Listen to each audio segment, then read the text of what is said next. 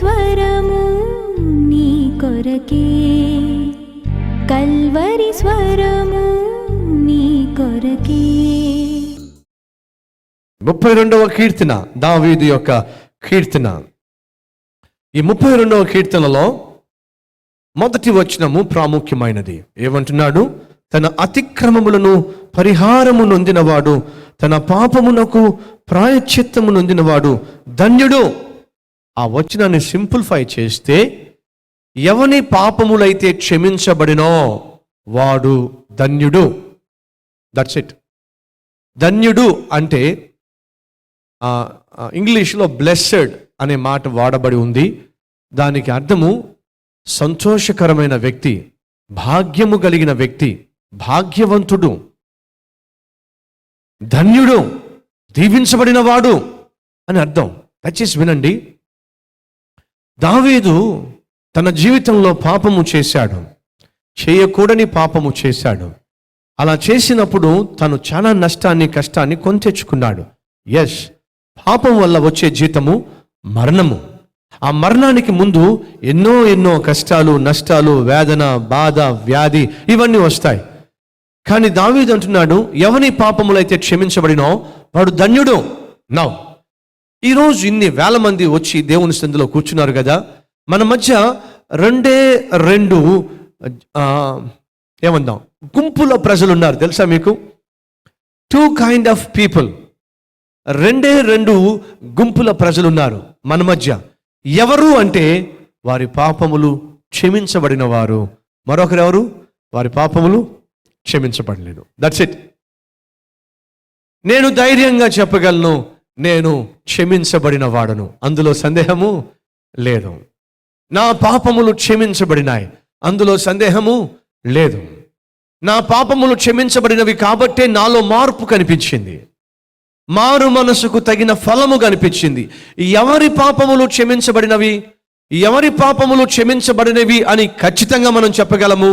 దయచేసి గమనించండి. నీ పాపములు నిజముగా క్షమించబడితే నీలో మార్పు కనిపిస్తుంది.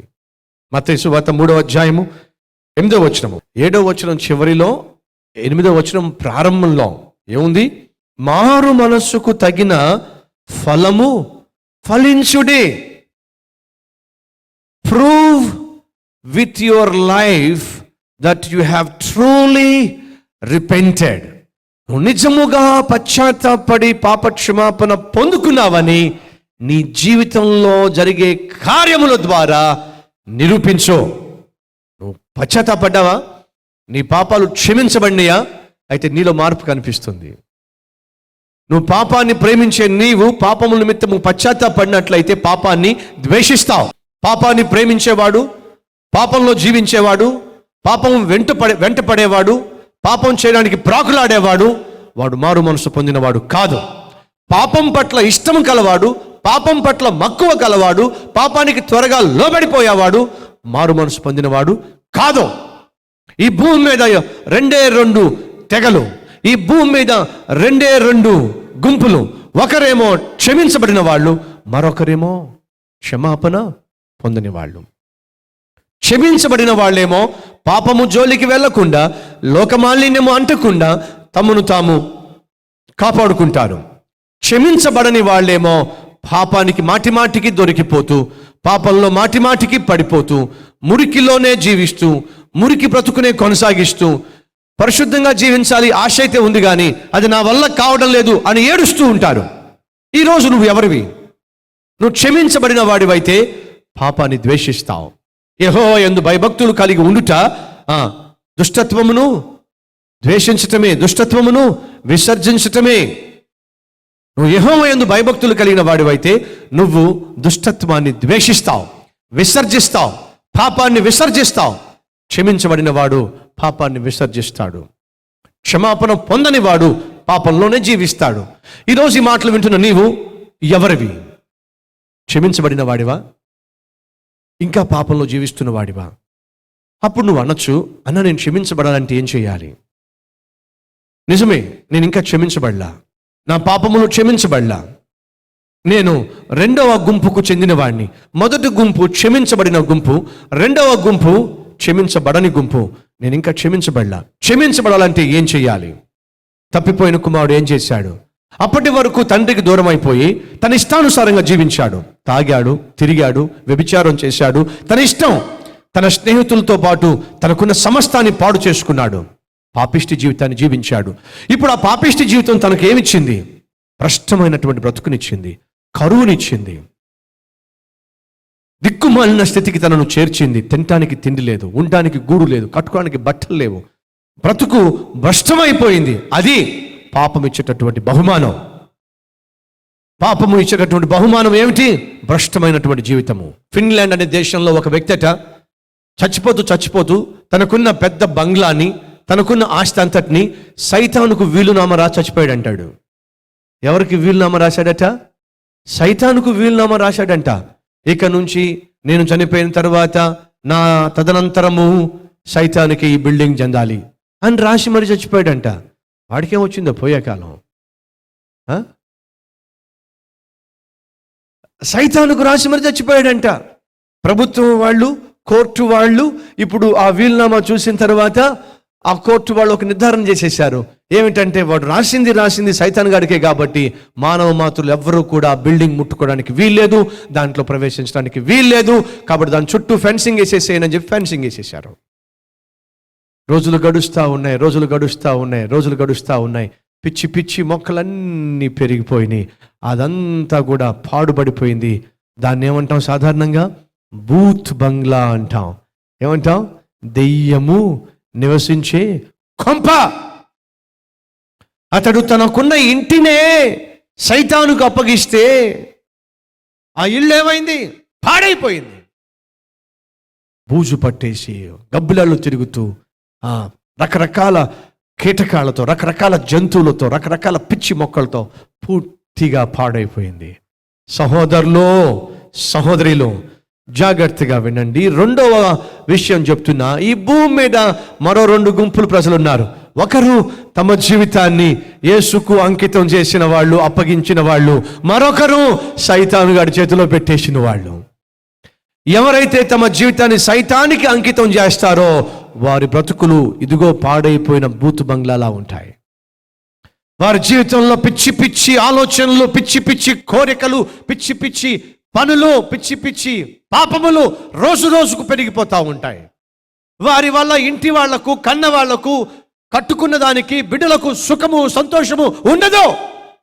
ఎవరైతే సైతానుకు తమ జీవితాల్ని అప్పగిస్తారో వారి జీవితంలో అర్థం ఉండదు, పర్థం ఉండదు. వారి జీవితంలో విలువలు ఉండవు, వారి జీవితంలో నెమ్మది ఉండదు, వాళ్ళ చుట్టూ ఉన్న వారికి నెమ్మది ఉండదు. ఎందుకని? వారి బ్రతుకు నాశనం అయిపోయిన బ్రతుకు, సైతానుకు అప్పగించబడిన బ్రతుకు. సైతానికే ఇల్లు రాస్తే ఆ ఇల్లు నాశనం అయిపోతే, మనిషి తన జీవితాన్నే సైతానికి అప్పగిస్తే వాడు ఏం చేస్తాడో? నామరూపములు లేకుండా చేసేస్తాడు. ఏం చేశాడు? తప్పిపోయిన కుమారుణ్ణి నామరూపములు లేకుండా చేసి పడేశాడు. అంటే నామము లేదు, రూపము లేదు. చూస్తే ఎవడో వీడు గుర్తు పట్టడానికి కూడా వీలు లేని స్థితికి తప్పిపోయిన కుమారుడు చేరిపోయాడు. పందులు కూడా వెలివేసి పడేసినాయి. అప్పుడు తనకు జ్ఞాపకం వచ్చిందట, నా తండ్రి ఇంటిలో పనివాళ్లే ఎంతో చక్కగా ఉంటారే, నాకేం కర్మ ఇది, నాకేం కర్మ. నా తండ్రి ఇంటికి వెళ్ళిపోతా, నా తండ్రికి నాకున్న పరిస్థితిని చెప్పుకుంటా. తండ్రి, నీ ఇంట్లో పనివాడిగా ఉండడానికైనా అర్హుడిని కాదయ్యా. నిన్ను కాదని, నీ ప్రేమను కాదని, లోకమే శాశ్వతమని, లోకంలో ఉన్న ప్రేమే గొప్పదని, అందులోనే సంతోషం ఉందని నేను భ్రమపడ్డా. అక్కడికి వెళ్ళిన తర్వాత, పాపంలో కూరుకుపోయిన తర్వాత తెలిసింది, ఈ పాపంలో నాకు ఎటువంటి సుఖము, సంతోషము, సౌఖ్యము, ఆనందము లేదు. నా జీవితానికి కావాల్సిన సుఖము, సంతోషం అన్నీ కూడా నీ దగ్గర ఉన్నాయి, నీలో ఉన్నాయి అని నేను గ్రహించాను, గమనించాను.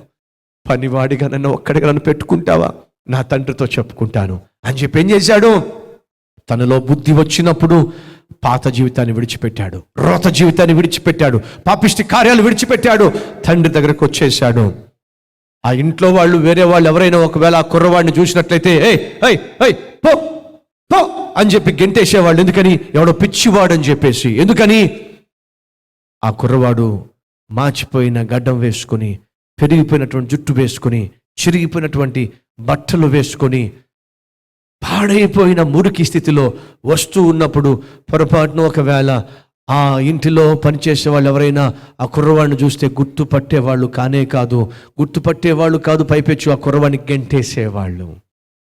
ఆ కుర్రవాడు ఇంటి వైపు వస్తున్నప్పుడు ఇంట్లో ఉన్నవాళ్ళు మిగిలిన వాళ్ళు గుర్తుపట్టారో లేదో తెలియదు, కానీ ఆ కుర్రవాడి యొక్క తండ్రి మాత్రం గుర్తుపట్టేశాడు. ఈ కుర్రవాడు ఎవరో కాదు, నా కుమారుడే అని చెప్పి పరుగున వచ్చేశాడు. గడ్డముతోనూ చింపిరి జుట్టుతోనూ పాడైపోయిన బట్టలతోనూ ఉన్న కుమారుని గట్టిగా హత్తుకున్నాడు. నా ప్రియ సహోదరుడు, నా ప్రియ సహోదరి, ఈరోజు నువ్వు పాడైపోయి ఉన్నావేమో, పతనమైపోయి ఉన్నావేమో, నిన్ను నీ ఇంటి వాళ్ళు గుర్తుపట్టలేని, అంగీకరించలేని, ఆహ్వానించలేని, అర్థము చేసుకోలేని స్థితికి నువ్వు చేరిపోయావేమో. నిన్ను నీ ఇంటి వాళ్ళే అర్థము చేసుకోలేకపోయినా, అంగీకరించలేకపోయినా, ప్రేమించకపోయినా, వెలివేసినా, నేను ప్రకటించే ఒక దేవుడున్నాడు. ఆయన మాత్రం నిన్ను అర్థం చేసుకోగలడు, ఆయన మాత్రం నిన్ను అంగీకరించగలడు, ఆయన మాత్రం నిన్ను పరిపూర్ణమైన ప్రేమతో ప్రేమించగలడు, నిన్ను హత్తుకోగలడు, తన వాణిగా తన దానిగా చేసుకోగలడు. అలా దేవుడు నిన్ను అంగీకరించాలంటే నువ్వేం చేయాలి? తప్పిపోయిన కుమారుడు లోకాన్ని విడిచిపెట్టి వచ్చాడు. తండ్రికి తనకున్న కష్టాన్ని చెప్పుకోవాలని వచ్చాడు. ఆ తండ్రి గుర్తుపట్టేశాడు. కుమారుని గట్టిగా పట్టుకున్నాడు, ఇంటికి తీసుకెళ్ళాడు. నాన్నా, ఇంట్లో పనివాడిగా ఉంటాను నాన్న అని చెప్దాం అనుకుంటున్నాడు. ఆ తండ్రి ముందే చెప్పేశాడు, నువ్వు నా కుమారుడివి, పనివాడిగా ఉండవలసిన అవసరం లేనే లేదు.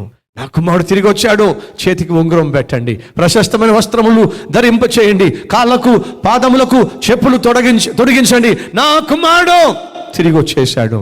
ఇప్పటి వరకు సైతాను కుమారుడుగా కుమార్తెగా నువ్వు జీవించావు, ఇప్పటి వరకు సైతాను చేతిలో బందీగా జీవించావు. అలా జీవిస్తున్న నీవు ప్రభువా నీ కుమారుడిగా ఉండాలి అని నువ్వు ఆశపడుతున్నట్లయితే ఆ ప్రభు అంటాడు, రా, కుమారునిగా స్వీకరిస్తా, కుమార్తెగా స్వీకరిస్తా, నా ఇంట్లో పండగ చేసుకుంటాను, నాకు తిరిగి వచ్చేసావని చెప్పి. ఈరోజు ఉన్నారు ఎవరైనా నిన్ను బట్టి పరలోకంలో పండగ జరిగేటటువంటి అవకాశం ఇచ్చేవాళ్ళు? తప్పిపోయిన కుమారుడు తిరిగి వచ్చేస్తే తండ్రి ఏం చేశాడు? పండగ చేశాడు. పరలోకంలో ఏం జరుగుతుందట? తప్పిపోయిన కుమారుడు తిరిగి వస్తే చూద్దాం రండి. 15వ అధ్యాయము 7వ వచనము. అటువలే మారు మనసు అక్కరలేని 99 మంది నీతిమంతుల విషయమే కలుగు సంతోషము కంటే మారు మనసు పొందు ఒక్క పాపి విషయమై పరలోకమందు ఎక్కువ సంతోషము కలుగును. నా ప్రియ సహోదరి, నా ప్రియ సహోదరుడా, ఈరోజు ఒక రిక్వెస్ట్ చేస్తా, ఈరోజు ఒక మనవి చేస్తా. ఏంటో తెలుసా? ఒక 10-15 నిమిషాల్లో పరలోకంలో గొప్ప సంతోషము కలగబోతుంది. నమ్ముతారా మీరు? అన్నా మీలో కొంతమందికి బ్రదర్కి ఏమైనా SMS వచ్చిందా? బ్రదర్కి ఏమైనా టెలిగ్రామ్ వచ్చిందా? నో. ఈరోజు ఎవరైతే ప్రభువా ఇప్పటి వరకు నేను సైతాను చేతిలో బందీగా ఉండి వాడి చేత పాడు చేయబడ్డానయ్యా, నా శరీరం మొత్తం పాడైపోయింది, నా బ్రతుకు మొత్తం పాడైపోయింది, నా జీవితం మొత్తం పాడైపోయిందయ్యా, ఇదిగో ఈ రోజు నుంచి నేను నీ బిడ్డగా ఉండాలని ఆశపడుతున్నానయ్యా, నా జీవితాన్ని నీకు అంకితం చేయాలని ఆశపడుతున్నానయ్యా, నన్ను స్వీకరిస్తావా, నన్ను క్షమిస్తావా అని ఎవరైతే ప్రార్థన చేస్తారో వారిని ప్రభువు క్షమించబోతున్నాడు. అలా క్షమించిన వెంటనే పరలోకం అంతా కలిసి నీ వైపే చూస్తుంది, సంతోషంతో చప్పట్లు కొడుతుంది. నేను చెప్పేది అవాస్తవము కాదు, నేను చెప్పేది భ్రమపరిచేటటువంటి మాటలు కావు. బైబిల్లో ఉన్న మాట, మారు మనసు కోరే ఒక్క పాపి విషయంలో పరలోకంలో ఎక్కువ సంతోషము కలుగునట.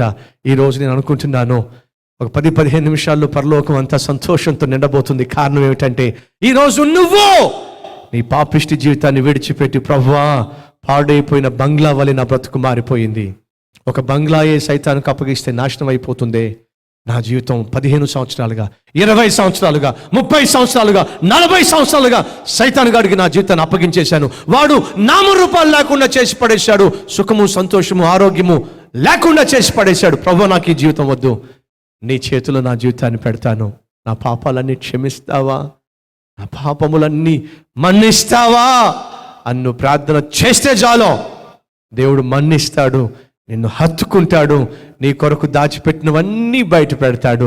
తప్పిపోయిన కుమారుడు తిరిగి వస్తాడని తండ్రికి తెలుసు, ప్రశస్త వస్త్రాన్ని దాచిపెట్టాడు. తప్పిపోయిన కుమారుడు తిరిగి వస్తాడని తెలుసు, ఉంగరాన్ని దాచిపెట్టాడు. తప్పిపోయిన కుమారుడు తిరిగి వస్తాడని తెలుసు, పాదరక్షములు దాచిపెట్టాడు. నీ కోసం నా ప్రభు ఎన్నెన్ని ఆశీర్వాదాలు దాచిపెట్టాడో. ఒక విషయం చెప్పమంటారా? 12 సంవత్సరాల వయసు రాకమునిపే ఎన్నెన్ని పాపిష్టి పనులు చేశానో. ఈ లోకానుసారంగా జీవించిన నేను ఆనాడు ఆనాడు ప్రభువా చిన్న వయసులోనే పాడైపోయిన వాడినయ్యా, నన్ను క్షమించు, నన్ను మన్నించు, నన్ను అంగీకరించు అని ఆనాడు నేను ప్రార్థన చేశా. అప్పుడు నాకు తెలియదు దేవుని యొక్క షెల్ఫ్లో కల్వరి టెంపుల్ కూడా ఉందంట. అర్థమైందా మీకు? ఆనాడు నేను క్షమాపణ కోరినప్పుడు నాకు తెలియదు దేవుడు నాకు ఇవ్వబోతున్న అనేక ఆశీర్వాదాల్లో, దాచిపెట్టిన అనేక ఆశీర్వాదములలో కల్వరి టెంపుల్ ఉన్నదని ఆ రోజు నాకు తెలియదు. ఆ కుమారుడా, నీ జీవితాన్ని నాకు అప్పగిస్తే నీ కోసం ఎన్నెన్ని ఆలోచనలు కలిగి ఉన్నానో తెలుసా, ఎన్నెన్ని దీవెనలు కలిగి ఉన్నానో తెలుసా. భారతదేశంలోనే అతి పెద్ద సంఘాన్ని నీకు ఇవ్వాలని చెప్పి అదిగో ఆ షెల్ఫ్లో దాచిపెట్టుంచా, నీకోసం దాచిపెట్టుంచా. నీ జీవితం నాకు ఇస్తే చాలు, నేను దాచిపెట్టినవన్నీ ఒక్కొక్కటి నీకు ఇస్తా. ఒకవేళ ఆ రోజు నా జీవితాన్ని నా ప్రభువుకి అంకితం చేసి ఉండకపోతే ఆ షెల్ఫ్లో ఉన్నటువంటి కల్వరి టెంపుల్ బయటకు వచ్చేదంటారా? నీ కొరకు, నా కొరకు దేవుడు ఎన్నెన్నో శ్రేష్టమైన దీవెనలు దాచిపెట్టాడు. అవి నీకు ఇవ్వాలని ఆశపడుతున్నాడు. ఎప్పుడు ఇస్తాడు? నువ్వు క్షమాపణ కోరితే. ఈ రోజైనా ప్రభు సన్నిధిలో క్షమాపణ కోరుతావా? ఈ రోజైనా ప్రభు సన్నిధిలో, ప్రభువా సైతాను గాడికి నా జీవితం ఇప్పటిదాకా ఇచ్చేసి నాశనం అయిపోయాను ప్రభువా, నా జీవితాన్ని నీకు ఇస్తే నాకు ఎన్నెన్ని బోల్డ్ అని ఆశీర్వాదాలు ఇస్తావు, నా జీవితాన్ని ధన్యకరంగా మార్చేస్తావు, దీవెనకరంగా మార్చేస్తావు. కాబట్టి ఈ నా మిగిలిన జీవితాన్ని నీకు అప్పగిస్తా. దావీదు అంటున్నాడు, తన పాపము నిమిత్తము పరిహారము నొందినవాడు, ప్రాయశ్చిత్తము నొందినవాడు ధన్యుడు. పాపములను నేను కప్పుకొనక వాటిని ఒప్పుకొంటిని. ఉందా? 5వ వచనము, నా దోషమును కప్పుకొనక నీ ఎదుట నా పాపమును ఒప్పుకొంటిని. యెహోవా సన్నిధిని నా అతిక్రమములు ఒప్పుకొందును అనుకొంటిని. నీవు నా పాప దోషమును పరిహరించి ఉన్నావు. ఈరోజు దేవుడు నీ పాపములను పరిహరించాలి ఆశపడుతున్నాడు. ఈరోజు నీ పాపములను క్షమించాలి ఆశపడుతున్నాడు. ఈరోజు నీ జీవితాన్ని పూర్తిగా తన సొంతం చేసుకోవాలి ఆశిస్తున్నాడు. ఈరోజు ఎవరైనా మనలో, ప్రభువా ఇప్పటిదాకా నేను నా ఇష్టానుసారంగా జీవించా, పనికి మాలిన మార్గాల్లో వెళ్ళా, పనికి మాలిన స్నేహితులతో తిరిగా, తాగా, పాపిష్టి జీవితం అంతా జీవించా, కానీ దానివల్ల నాకు సుఖము లేకుండా పోయింది. కానీ ఈరోజు అలాంటి నన్ను నువ్వు అంగీకరిస్తావని, అలాంటి నన్ను నువ్వు ప్రేమిస్తావని, అలాంటి నన్ను నీవు చారదీస్తావని సూటిగా స్పష్టంగా చెప్తున్నావు. కాబట్టి నా జీవితాన్ని పూర్తిగా నీకు అంకితం చేస్తా, నన్ను క్షమిస్తావా అని ప్రార్థన చేస్తే ఈరోజు ప్రభు క్షమిస్తాడు. పరలోకంలో ఒక 5 నిమిషాల్లో గొప్ప సంతోషము కలగబోతుంది. అది నీ వల్ల కలగాలని దేవుడు ఆశిస్తున్నాడు. ప్రియ సహోదరుడా, ప్రియ సహోదరి, తన పాపములు పరిహరించబడిన వాడు ధన్యుడు. తన పాపముల నిమిత్తం ప్రాయశ్చిత్తము నొందినవాడు ధన్యుడు. క్షమించబడ్డావా? క్షమించబడకుండానే తిరుగుతున్నావా? అడుగుతున్నా. నీ పాపములను నీవు ఒప్పుకొని మారు మనసు పొందావా? మార్పు లేకుండానే జీవిస్తున్నావా? అడుగుతున్నాను.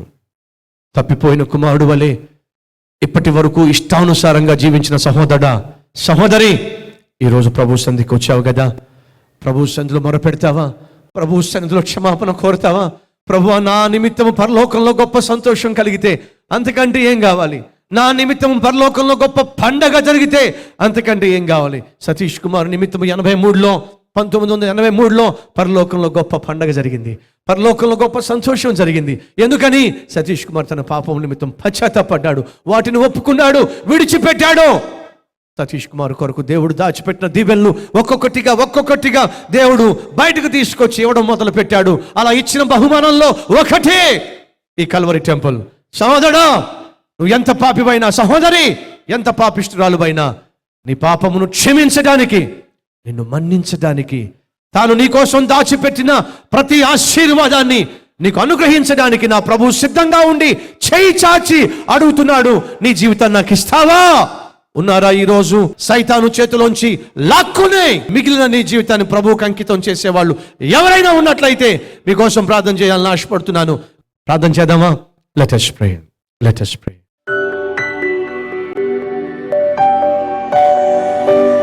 మహాపరిశుద్ధుడు అయిన ప్రేమ కలిగిన తండ్రి, మారు మనసు అక్కరలేని 99 మంది నీతిమంతుల వల్ల వచ్చే సంతోషం కంటే మారు మనసు కోరుకునే ఒక పాపి విషయంలో పరలోకంలో గొప్ప సంతోషము కలుగునని సెలవిచ్చావు. అయ్యా, ఈ నిమిషము పరలోకంలో గొప్ప సంతోషం జరుగుతుందని, గొప్ప ఆనందము కలిగి ఉందని నమ్ముతున్నాను.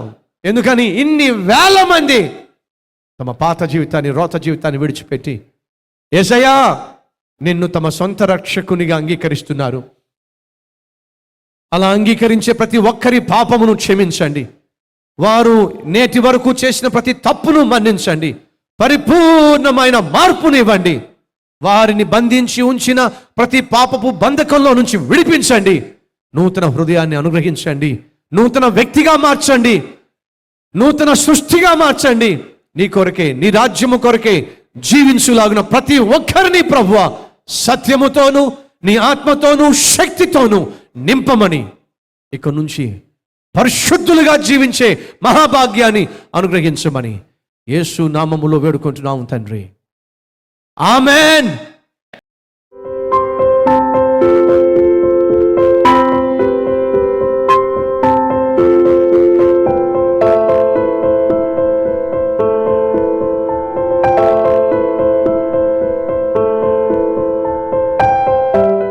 నేను మందిరానికి వస్తూ త్రాగుబోతుగా ఉన్న నా భర్తను కల్వరి టెంపుల్కి తీసుకొచ్చాను.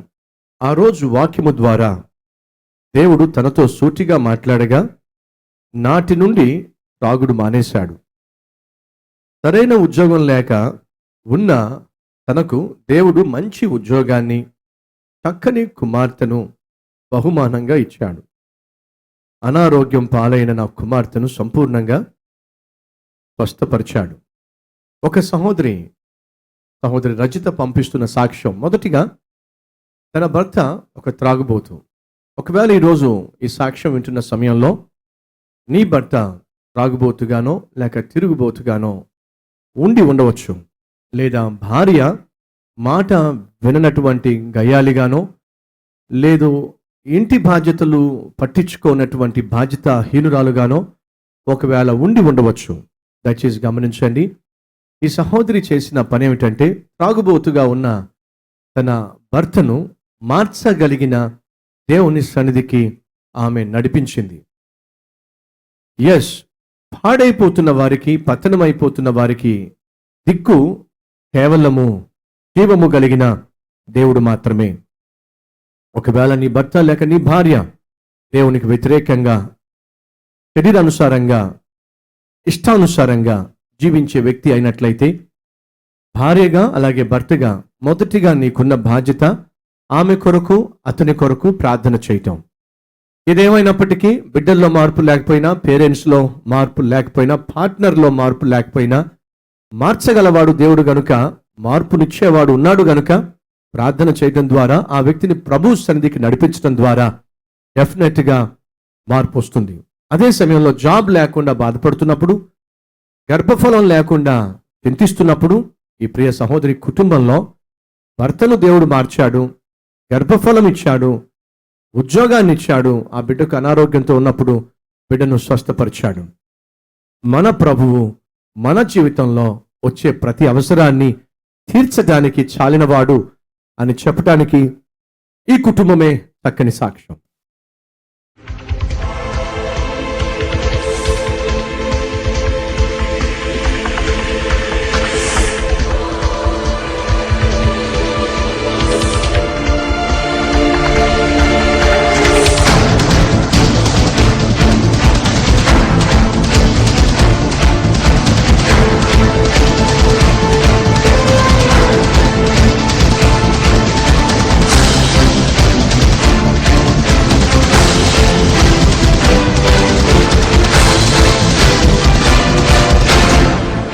దేవుడు నీకు చెప్తున్నాడు, నీ పాపము పండింది, త్వరలో నా కోపము నీ మీద ప్రదర్శించబోతున్నాను. దేవుడు ఈ రోజు నీకు ఒక వార్నింగ్ ఇస్తున్నాడు.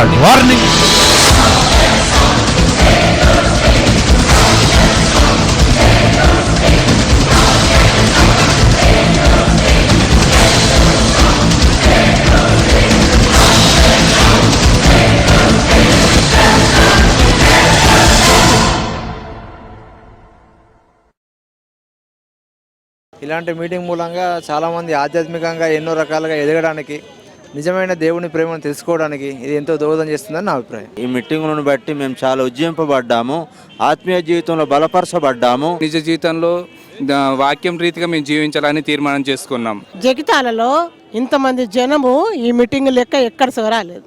దేవుడి వాక్యం విన్న తర్వాత నా మనసు మొత్తం మారిపోయింది. తప్పులు చేయకుండా నీతే జీవించాలనుకుంటున్నాను. ఏమన్నా నిలువే పట్టణం పాడైపోతుంది అన్నట్టు మా జగిత్యాల పట్టణము పాడైపోతుందని సతీశయ్య గారి దేవుడు పంపించాడు. మమ్మల్ని బహుగా బలపరిచాడు. చాలా మంది దీవింపబడ్డరు, మారినరయ్యా. కని విని ఎరగని రీతిగా ఈ కలవరు మహోత్సవాలు జగిత్యాలలో జరగడం ఇదే మొదటిసారి. అదే రీతిగా ఇంతవరకు ఎప్పుడు ఇలాంటి మీటింగ్స్ నేను చూడలేదు. ఎంత ఉత్సాహంగా, ఎంత ఆదరించబడలేదు. అన్యులు చాలామంది వచ్చి బ్రదర్ సతీష్ కుమార్ గారు చెప్పిన వాక్యాన్ని విని మరి సంతోషంతో మంచిగా ఉజ్జీవంగా ఉల్లాసంగా వెళ్ళినట్టు గ్రహిస్తుంటున్నాం. ఈ మీటింగ్స్ ద్వారా జగిత్యాల చుట్టూ ఉన్న ఏరియా మొత్తము కూడా దేవుని యొక్క సువార్త ప్రబలంగా పోతుందని ఈ రీతిగా చెప్తున్నాను. అద్భుతమైన వాక్యమును ఆయన మాకు పరిచయం చేశాడు. మేమంతా అదృష్టవంతులమని నేను భావిస్తున్నాను.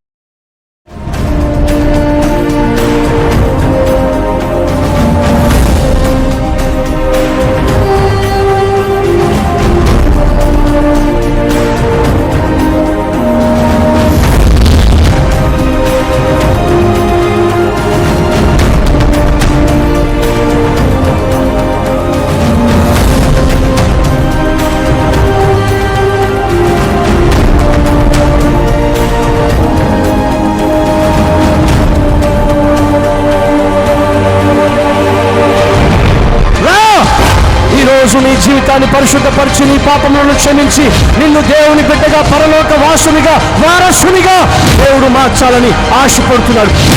ఇస్తావా ఈరోజు నీ జీవితాన్ని మార్చుకోవడానికి? ఇస్తావా ఈరోజు నీ హృదయంలో క్రీస్తుకు చోటు?